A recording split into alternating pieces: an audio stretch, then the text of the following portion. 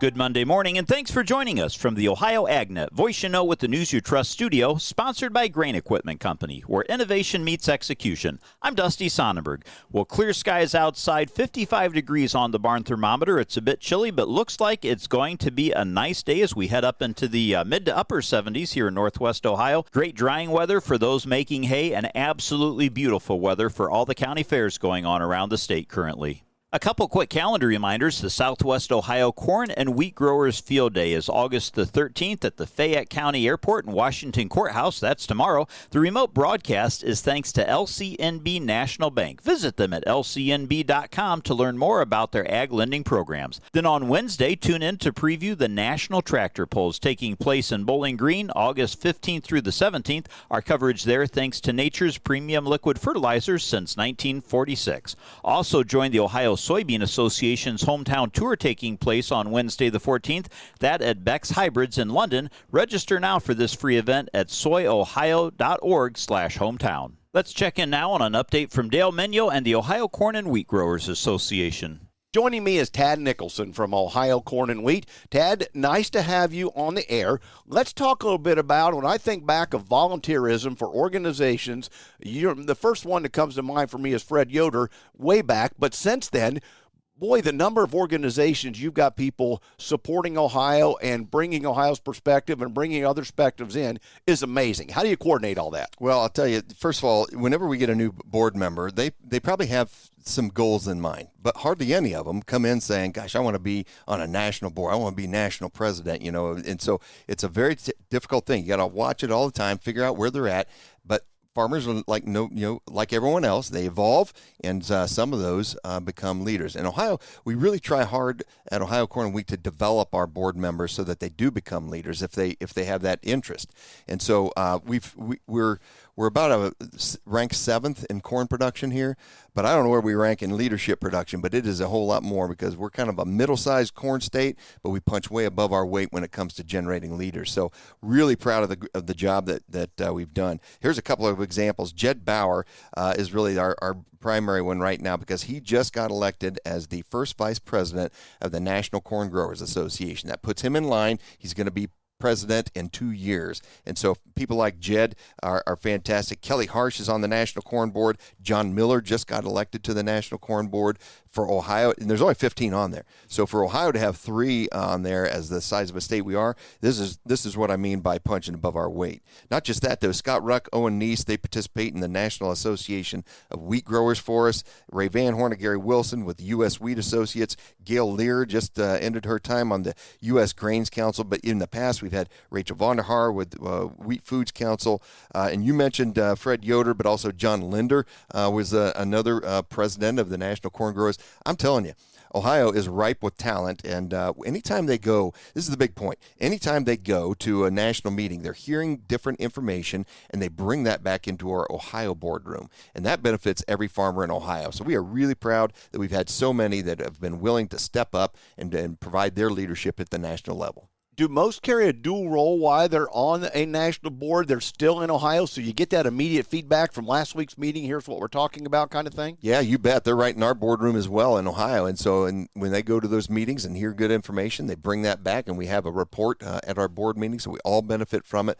But really, the decision-making is what in our boardroom is what benefits every Ohio farmer. So if you got some younger generation, you're already kind of got earmarked. If we get them involved in some committee work, they've got the potential. They've asked the right questions that we see them potentially being the next leader in 5, 7, 10 years. Yeah, you're getting the hang of this, Dale. That's how it works. We kind of position them in those leadership positions and kind of train them along if they show interest in that. And so it's all part of that development process, and we've been very fortunate.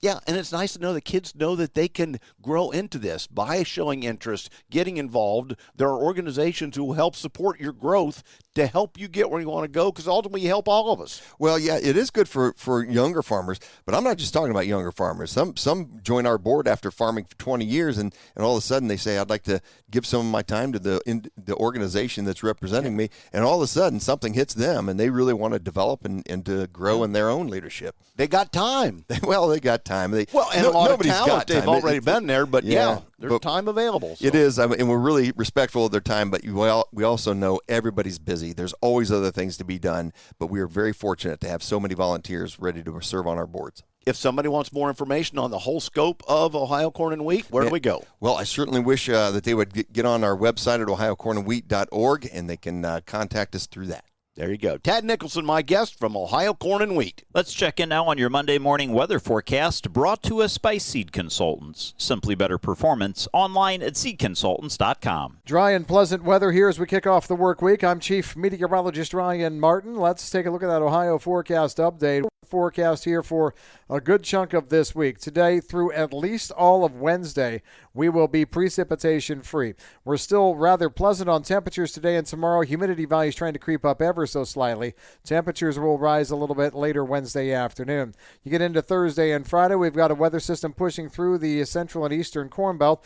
Biggest moisture threat for us is probably going to be Friday more than Thursday, but we're looking at rain anywhere from a quarter to maybe 1.25 inches of rain. Coverage around 80% of the Buckeye State for Friday into early Saturday. Then we are dry for Saturday afternoon. See another chance of moisture overnight Saturday night into early Sunday. Much smaller threat there. Only a few hundredths to maybe half an inch. Coverage 60%.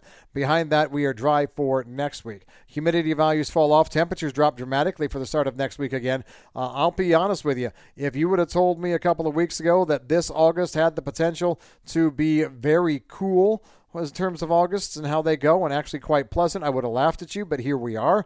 Yes, there's some more heat bubbling up from the south and southwest into the southern plains, but it doesn't look like it takes dead aim at us anytime soon.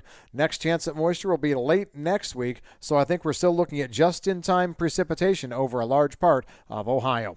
I'm Chief Meteorologist Ryan Martin. Thanks, Ryan. Stay tuned. We'll be back with more after this. Hey, Ohio, exciting news coming to you from Ohio's Country Journal. Subscribe or renew your free subscription by September 20th of 2024, and you could win one of 4 50-inch televisions. Ohio's Country Journal is free, but subscribers have to renew their subscriptions every 3 years to continue to receive it. Subscribe or renew to stay updated on all things Ohio, from agricultural insights to rural lifestyle. Don't miss out. Visit our website today at ocj.com/renew. Did you know soybeans' #1 customer is animal agriculture? That includes Ohio's beef farms. Research from the Soy Checkoff found that U.S. beef operations use over 1.3 million tons of soybean meal every year. That's the meal from about 55 million bushels of U.S. soybeans. Essential protein, energy, and amino acids. High-quality feed for heart-healthy beef. Soybeans, feeding the industry that feeds us. Brought to you by Ohio's soybean farmers and their Checkoff. Talking today with Rob McCulley, State Senator, and we are at the Henry County Fair talking about an exciting new county community event center. And Rob, something that started as a vision a few years ago, a private project that's evolved into that private-public partnership. A lot of work done in the local area to raise funds, and now being able to take it to a public building and some of the state work to make it across the finish line, if you will. Tell us a little bit more. Well, you know, the supporters of this project came to me and Representative Jim Hoops pretty early on and explained their vision to us and kept us in the loop. And, of course, it's something that every couple years the state every now and then has the opportunity to pass what's called a capital budget, where we're able to take funds and put them back into the communities across the state of Ohio to create a better sense of place, create better communities for the citizens of the state of Ohio. And this was one of those examples. And really, for me, and I believe for Representative Hoops, the big seller was, this is about the kids. This is about the future of agriculture in Henry County and in Northwest Ohio. It's about making sure that the kids of this area have a place to exhibit their animals and have a place to really share the agricultural heritage that we all enjoy up here, and to pass that on to the next generation. So for me, that was a huge selling point, and I'm really looking forward to what it's going to look like when it's finished. Well, in a small rural county like Henry County, located in Northwest Ohio, sometimes it's hard to get that spark for just economic development and things, but really as a community center, tremendous potential that this is is going to bring not just to the county, but all of Northwest Ohio. Absolutely. And I mentioned earlier in some of the remarks I was making, show me how you spend your money and I'll know what your priorities are. And it was a hard fundraising effort by the folks to try and get that money in the door, to get those first dollars in. But nevertheless, the people of this community banded together and they dug deep, and they made sure that they were going to have the resources to get this thing up and running in a major fashion. And so really the success of this project hinged on all of those people who were giving of their time, effort, and resources to get this up and running and across the finish line. A lot of people coming together to make it happen, not the least of which Senator Rob McCauley and also Representative Jim Hoops. Thanks so much for your time. We appreciate it. My guest again today, Senator Rob McCauley. Thanks, Dusty. Stay tuned. We'll be back to take a look at your markets after this. The Southwest Ohio Corn Growers will be hosting their annual field day Tuesday, August 13th at the Fayette County Airport.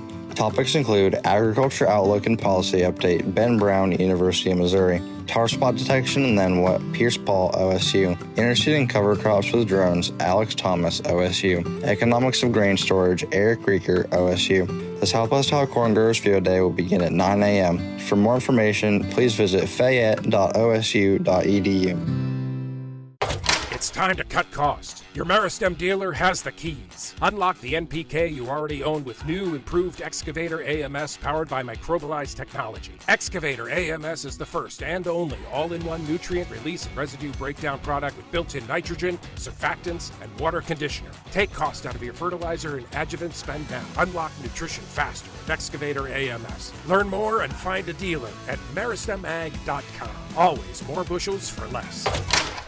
It's time now for your Louis Dreyfus grain analysis, brought to you by the Ohio Soybean Council and your soybean checkoff. Let's check in with Ryan Martin. Grain markets finished out Friday mixed with corn and beans lower. Wheat markets were just a bit higher. What was the market looking at on Friday, and what will the market look at this week? Let's start with a look back on Friday.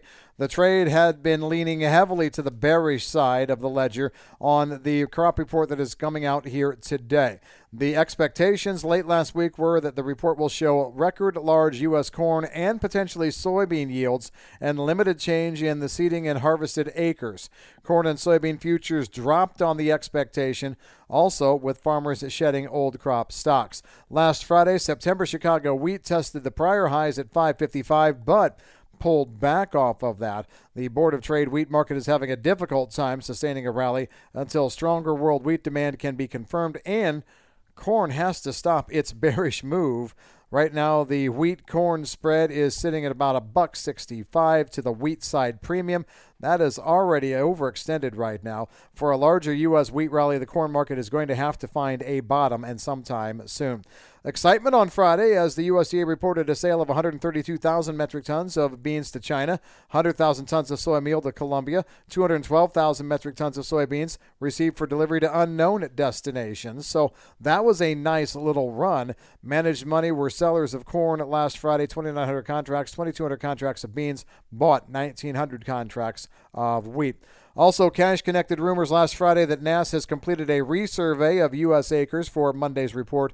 The rumor was false, or is false, I should say. There was a resurvey of a few areas, but that data has already been out as early as mid to early last month. So all of that being said, what do we expect today? Look, the USDA report will be key, and it will be king when it comes to the close. Do we see those bearish expected numbers, or is there a slightly friendly surprise? I doubt it. I'm Ryan Martin. Thanks, Ryan. Let's take a look at how your markets closed last Friday, brought to us by Seed Consultants. Simply better performance, online at seedconsultants.com. September corn closed down 2.5 cents, and December corn was down by 2. September soybeans closed down 4 3/4 cents, while November new crop beans were down 5 3/4. And September Kansas City wheat closed up 2.5 cents, while September Chicago wheat was up 5, and September Minneapolis wheat was up 5 1/4. Now in the overnight trade, September corn is trading down 1 1/4 at $3.75 1/2 cents. December new crop corn down 3/4 of a penny at $3.94 1/4. August soybeans are trading down 7 1/2 cents at $10.20 1/2 cents, and November new crop beans down 2 3/4 at $9.99 3/4 cents. Wheat for September trading down a nickel at 5.37 1/2 cents, and wheat for July of 25 is down 2 1/4 cents at $6 even. In the livestock markets, August live cattle closed the day on Friday up $2.20 at 184.25, and October cattle were up $3.12 1/2 cents at 181.15. August lean hogs ended the day down 22 1/2 cents at $89.80, and October hogs were up 35 cents at 73.97 1/2. September feeder cattle ended Friday up $4.17 1/2 cents at 241.60, with October feeders up $3.77 1/2 cents at 239.77 1/2 cents.